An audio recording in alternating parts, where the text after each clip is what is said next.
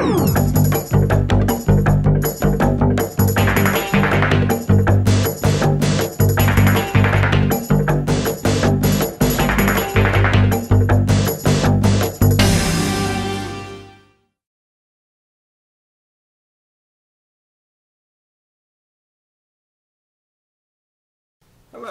Since we're a small group, we can all get to know each other and maybe do a round of introductions since we are only a small group here. I'm Bharat Bagaria. I'm from CGI. I work for the EDR project for almost 6 years. Just came out. I work on the data side with CGI. Anything with data. And my name's Adam Dondro. I've spent the last 4 years working on horizontal integration efforts for the Department of Social Services. And I'm currently, me and my team are transitioning that role around integration efforts to the Office of the AIO for the Health and Human Services Agency. So we'll be taking those integration tasks that we've been doing and looking at it from an agency-wide perspective now, instead of just within Department of Social Services. So I think we'll try to keep it interactive since we're a small group. We'll be open to answer questions, and then we can just discuss some of your pain points as need be. And I think, as you might have heard Manish speak in the beginning, everything is now customer centric.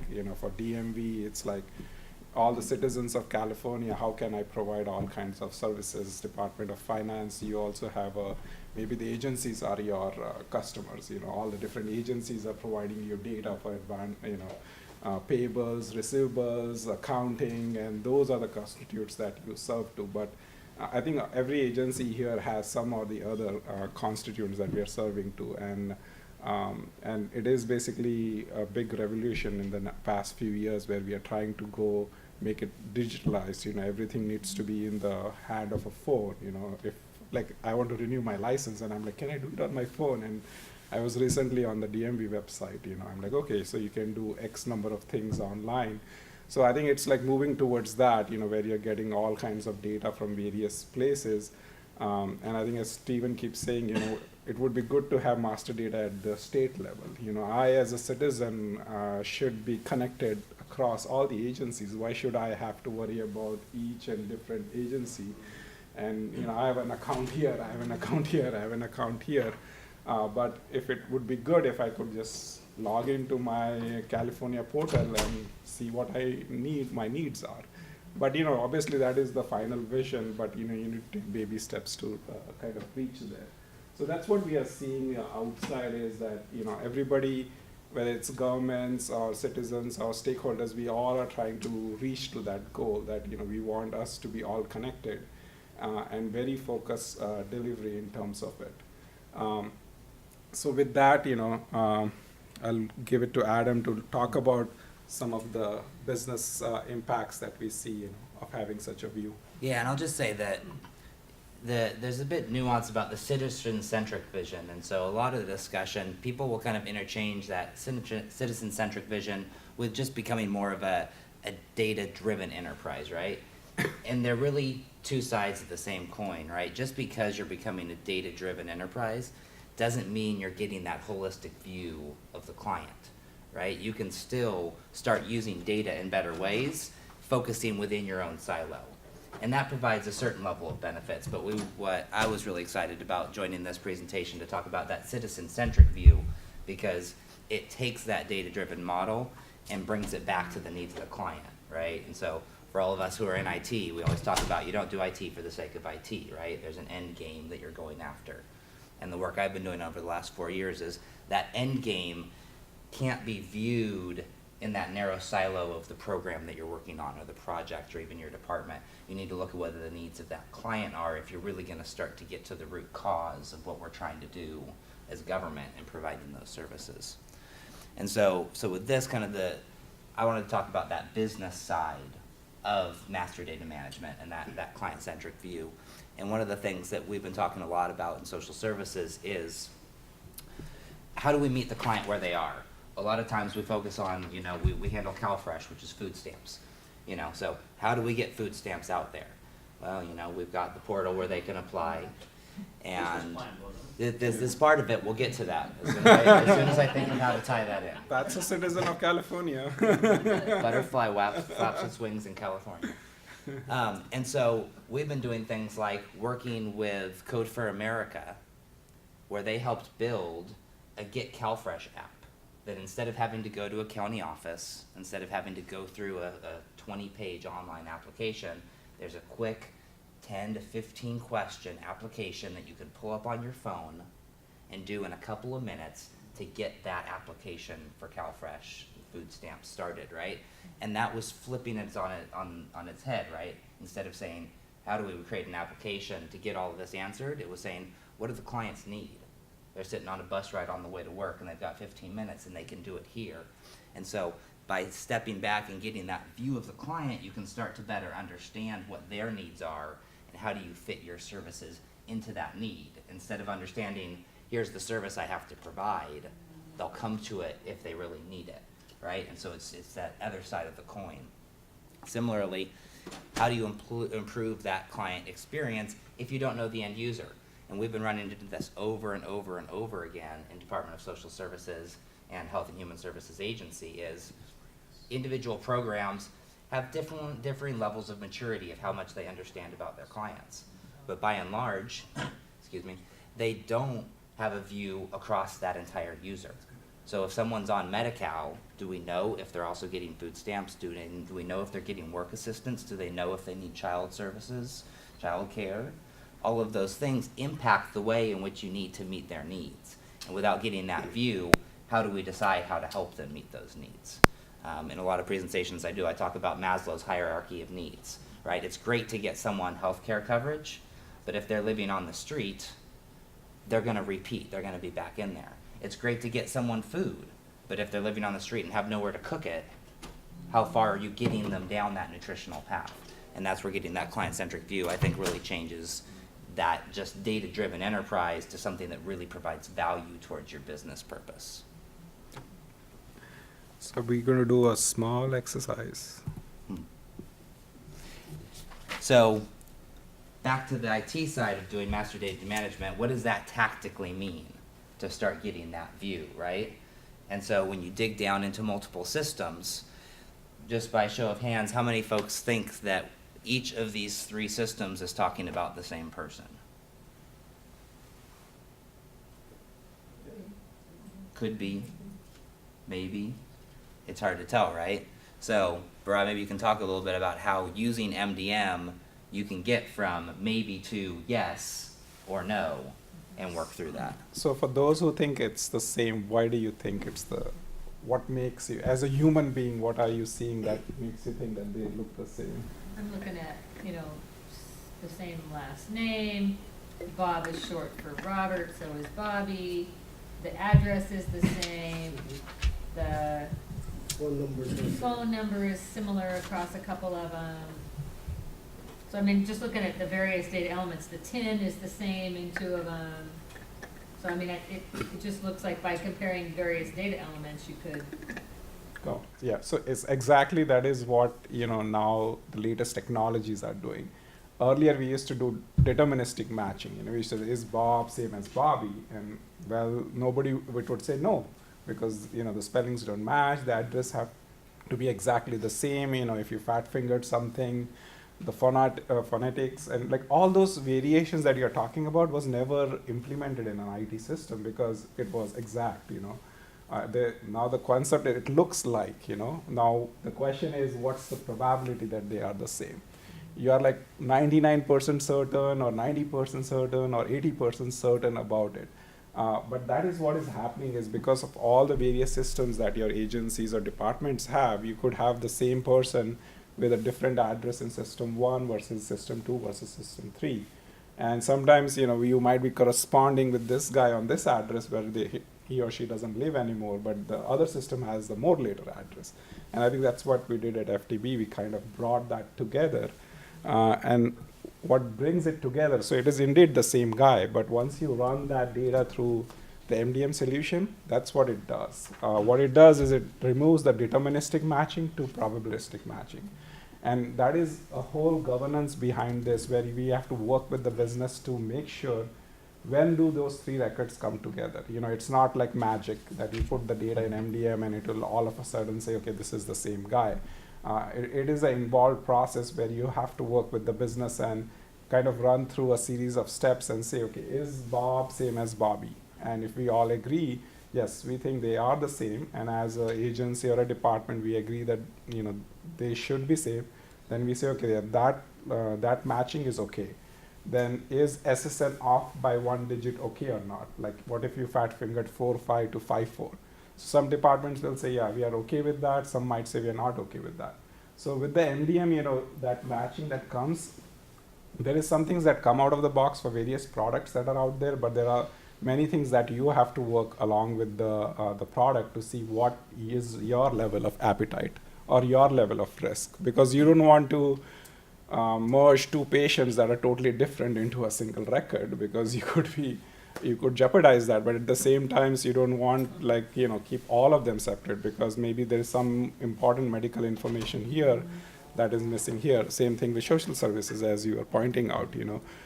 Maybe they are getting food stamps here and they need something to be connected here, but if they are not connected, we might not see that holistic picture of that thing. So I think no matter what the agency or department is, this concept of bringing the data together so that you can see that full view is becoming more and more important. But I think it's a really good point that a lot of times when vendors come in to talk about solutions, they'll talk about, we've got the solution to that, right? Master data management. There's lots of different options out there. We can plug it in and go. And there's not a lot of discussion about the policy need that goes behind it, right? Every decision that's going to be made, you need to have a policy discussion about that.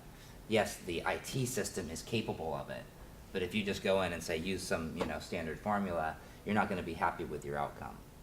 And I also think it's important to note that nothing's perfect. My wife was literally born on the same day within hours in the same hospital as someone else who was given the exact same name. And so when those Social Security applications came in, they gave the first one the Social Security number and they gave the second one, oh, we already did this earlier, same number. When until they were 16 years old, when you start using your social for anyone to figure out that this had happened, nothing's going to catch that, right?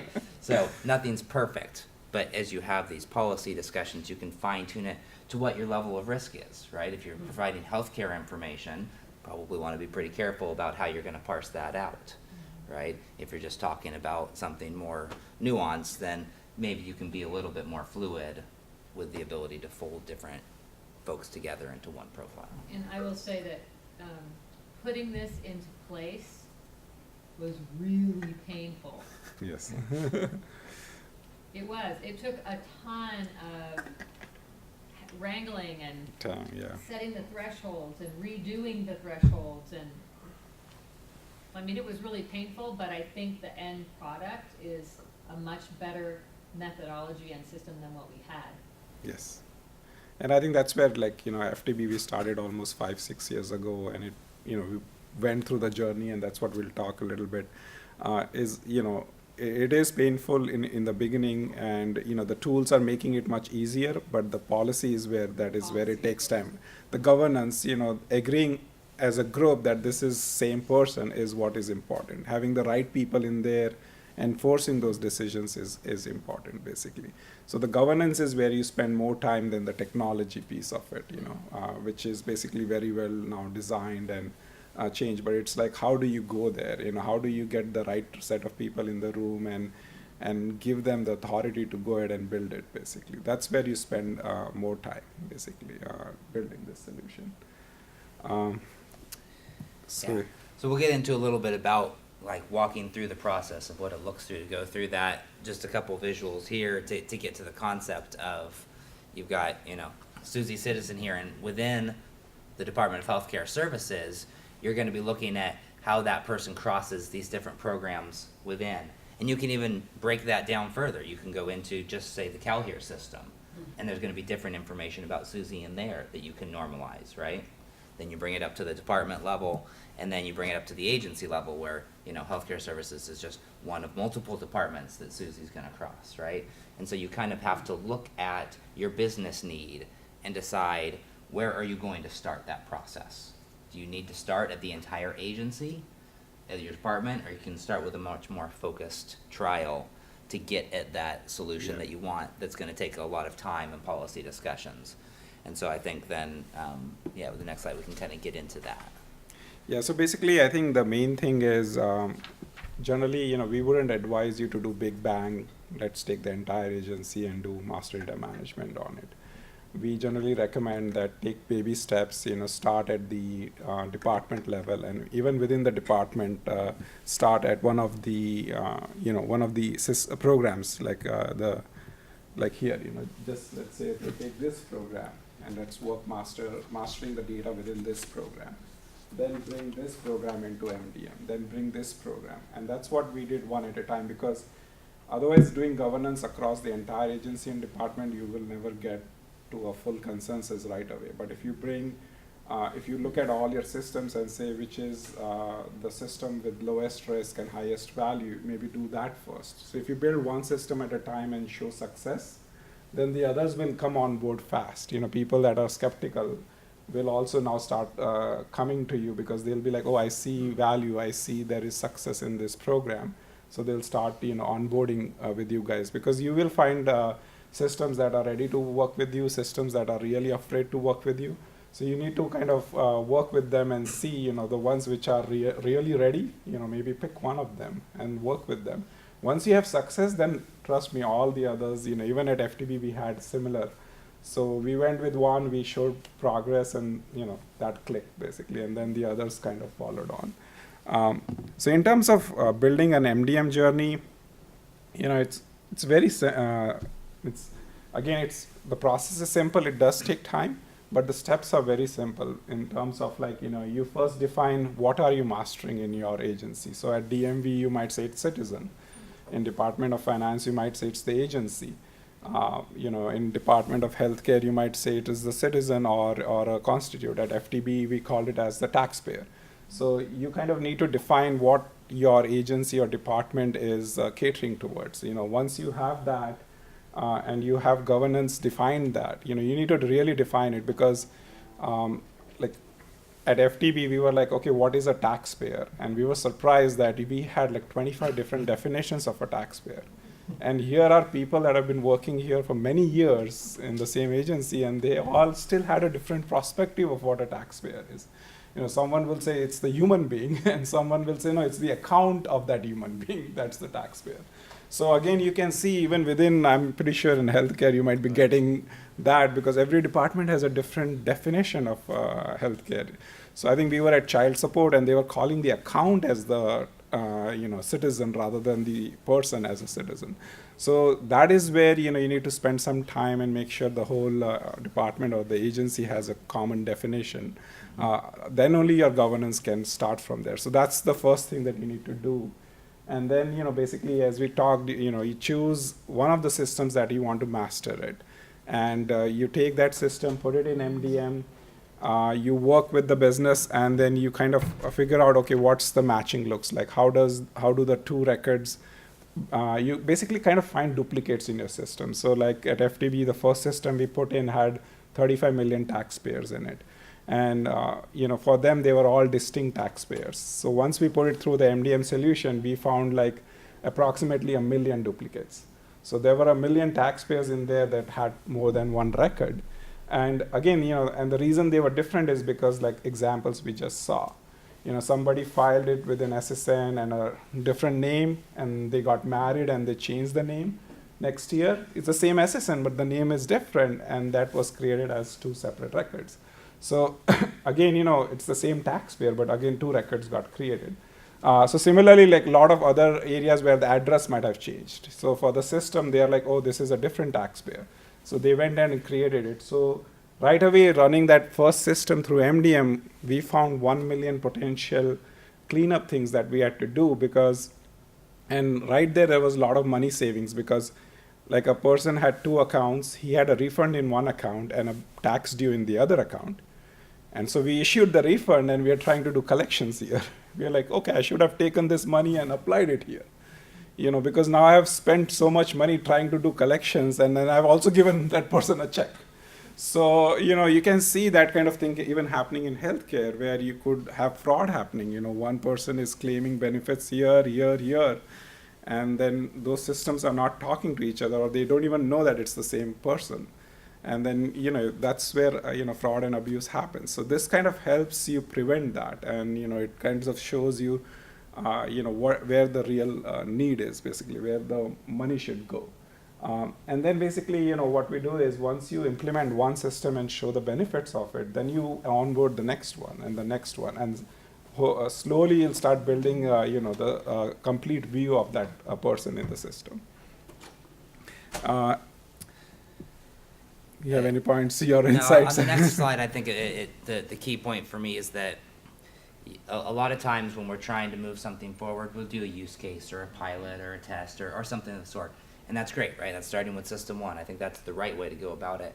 What I think is key here in this slide is that you don't do a series of system ones, right?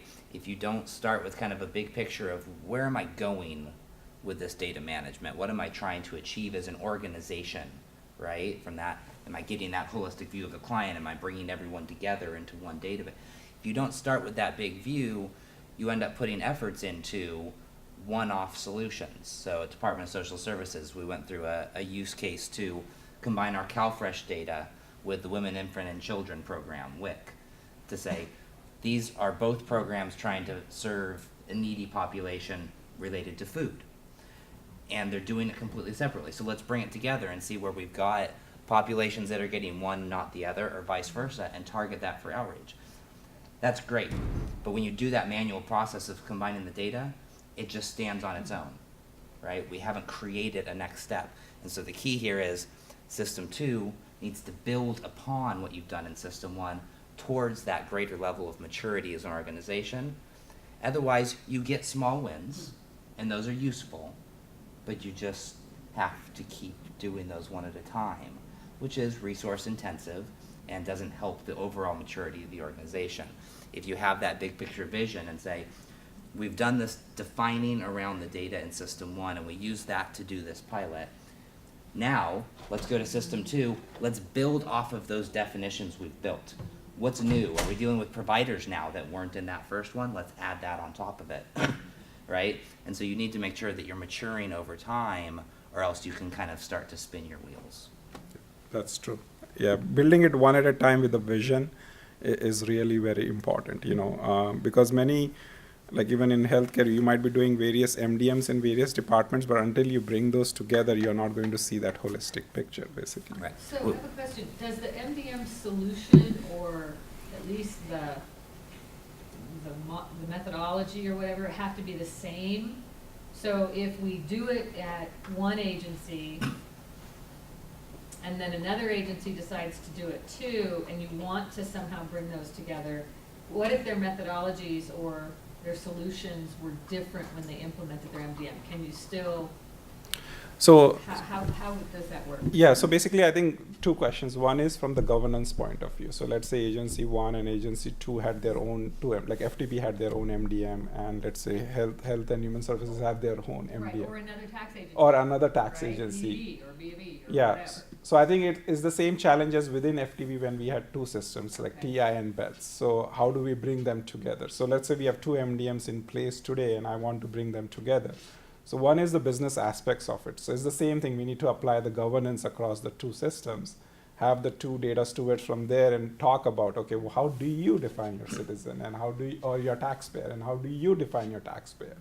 And then you need to say, okay, let's come up with our governance and we agree on the definition of a taxpayer.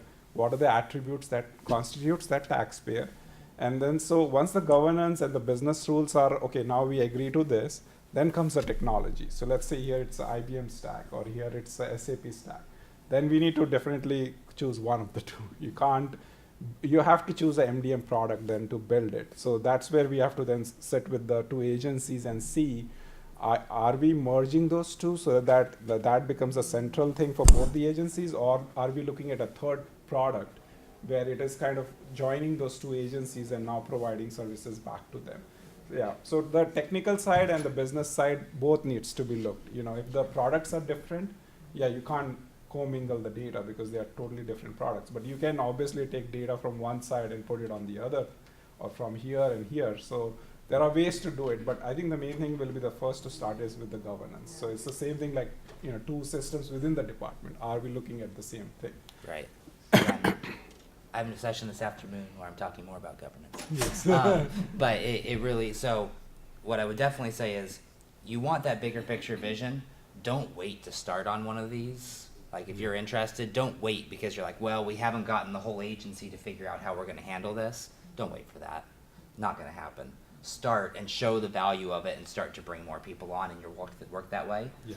If you have an entire agency's buy-in and you start with, we're gonna do it this way and we're gonna bring everyone together, yes, there's a little bit less lost effort in doing that, but it's really not realistic. And so what you've done is you've gone from, depending where you're at, in my experience, floor level, the data has just been, I've got a 3-year-old, so everything goes back to that, the bucket of Legos has been tossed out, right? And you're like, wow, okay. So your first step is, I'm gonna start with the Star Wars set, and I'm gonna pull that piece out, right? Now it's all still in a jumble, but I've got the Star Wars set, and then I pull out the Princess set, right? Okay, now we wanna combine those, now we need to start putting pieces together. So it's another round of MDM, a little bit of work, but much more feasible to do. Yeah. You do get this at the end if you